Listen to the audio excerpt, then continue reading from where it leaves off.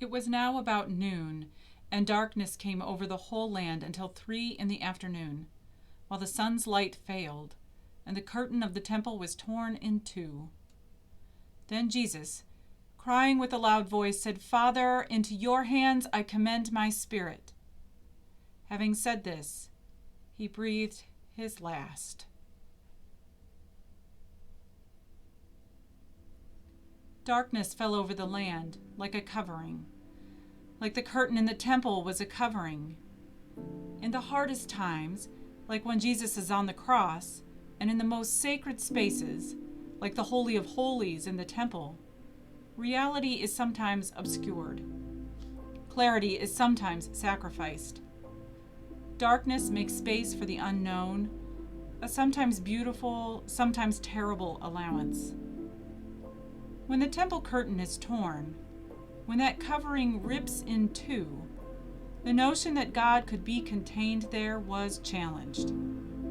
The holy space the curtain had concealed, had kept in darkness, was suddenly revealed.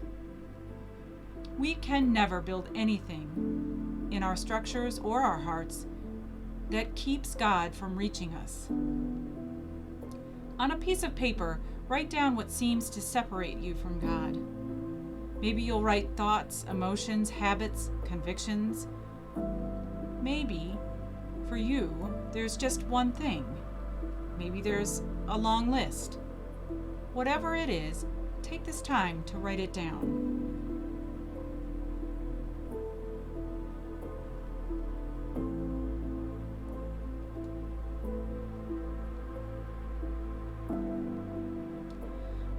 When you're ready, rip it up. You can make one big tear, like the story tells us about the temple curtain, or you can tear your paper into lots of tiny pieces.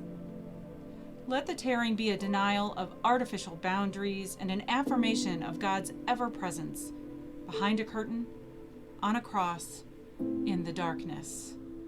God is always with us.